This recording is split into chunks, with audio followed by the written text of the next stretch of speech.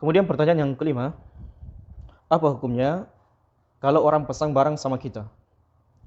Misal orang itu pesan kurma 30 kotak dan saat itu barang kita tidak ada. Lalu kita beritahu dia barang kurmanya kosong, barangnya kosong. Lalu besoknya saya beli 30 pas dengan dia pesan. Setelah itu saya bilang barang sudah ada. Apa hukumnya, Ustaz?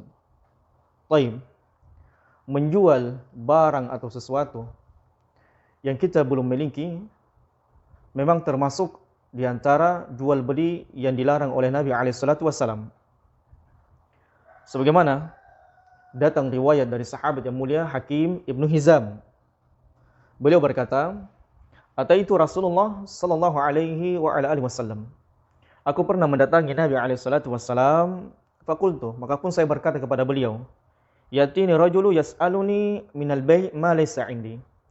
Ada seseorang datang kepadaku, kemudian dia memintaku untuk menyediakan sebuah barang yang aku belum miliki.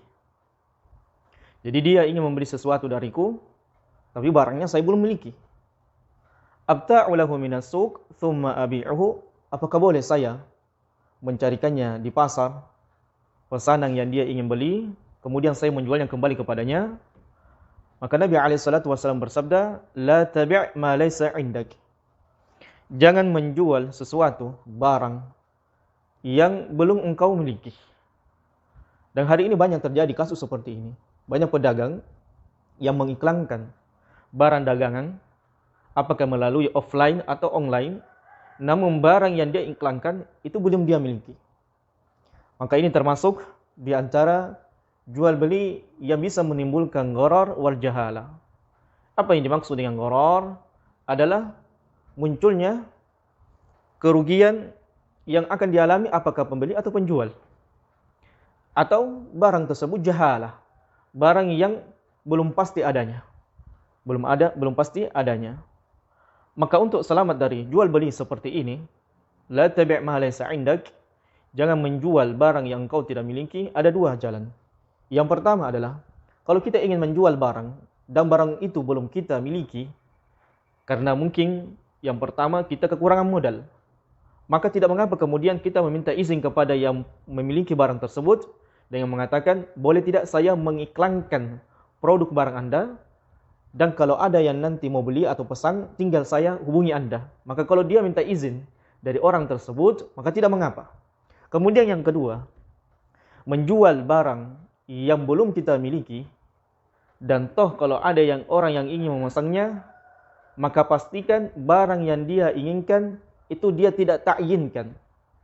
Apa yang dimaksud dengan ta'yin? Karena Al-Khattabi berkata, larangan dari hadis Nabi SAW kepada Hakim Ibnu Hizam untuk tidak menjual barang yang belum dia miliki adalah di dalamnya terdapat ta'yin barang tersebut. Yang dimaksud dengan ta'yin adalah dia sudah mensifatkan dan menentukan barang tersebut harus seperti itu.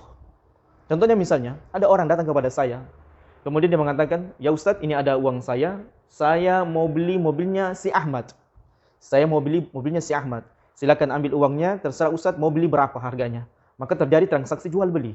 Maka contoh kasus seperti ini tidak boleh. Karena apa? Ahmad belum tentu menjual mobilnya. Ahmad belum tentu menjual mobilnya kepada saya. Artinya kemungkinan ada gharar dan jahalah. Maksudnya adalah barang tersebut belum tentu dijual oleh si Ahmad. Dan saya sudah mengambil uang daripada orang tersebut. Mungkin saya gunakan untuk beli yang lainnya atau yang lainnya dan seterusnya. Maka ini tidak boleh. Maka inilah zaman rahmatullah subhanahu wa ta'ala. Kemudian yang ketiga, untuk selamat dari kasus ini, maka boleh bertransaksi jual beli secara salam atau salaf. Apa yang dimaksud dengan transaksi jual beli secara salam dan salaf? Adalah memberikan uang di depan secara tunai, secara kontang, kemudian nanti barangnya kemudian menyusul. Nah, ini akad salam namanya. Jadi kalau misalnya antum belum memiliki barang, dan kemudian ada orang yang ingin membeli sesuatu, dan kebetulan barang Anda itu habis, dan nanti akan ada lagi, beberapa pekan atau beberapa bulan ke depan, itu barangnya memang sudah ada dan pesanannya orang seperti barang yang antum pesan, yang antum beli, maka tidak mengapa. Maka antum melakukan akad salam dengannya. Jadi antum melakukan akad salam dengannya. Dengan dia memberikan uang di depan, kontang secara tunai, dan kemudian barangnya nanti antum berikan kepadanya di kemudian hari.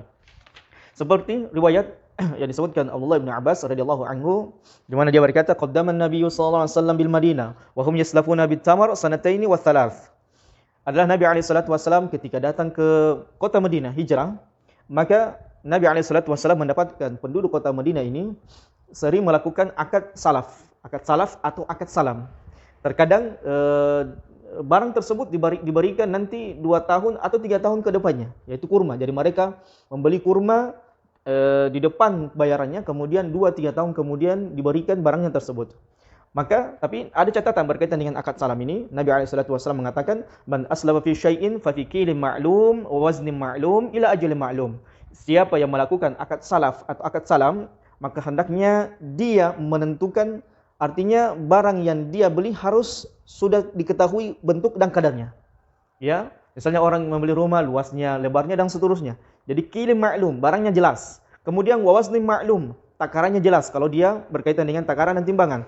Kemudian ila ajalin ma'lum, dan waktu pemberiannya pun, penyerahannya pun itu ditentukan. Artinya sudah jelas. Maka inilah jamaah dirahmati Allah Subhanahu wa taala, di antara akad yang boleh dan tidak dibolehkan dalam syariat. Agar apa? Agar kita terhindar dari segala perkara memakan harta manusia dengan cara yang haram. Dan perhatikan jamaah dirahmati Allah, akad jual beli itu kita sah apabila terlepas daripada kezaliman, begitu pula dengan gharar, begitu pula dengan riba. Maka selama akad jual beli kita ada padanya 3 perkara, maka akad jual beli yang kita lakukan itu tidak sah atau batil di sisi Allah Subhanahu wa taala. Sebagaimana Syekh Shalih Al-Utsaimin rahimahullah mengatakan, "Madama laisa fihi zulmun wala gharar wala riba fal aslu sihah." Selama di dalam akad jual beli itu tidak ada kezaliman, artinya tidak menzalimi, salah satu di antaranya tidak menzaliminya apakah pembeli atau penjual, atau gharar. Jadi tidak boleh mengadakan atau munculkan gharar antara kedua belah pihak, atau riba, atau memakan harta manusia dengan riba, maka akad jual beli yang dia lakukan itu sah di sisi Allah Subhanahu wa taala. Hadza wallahu a'lam bissawab.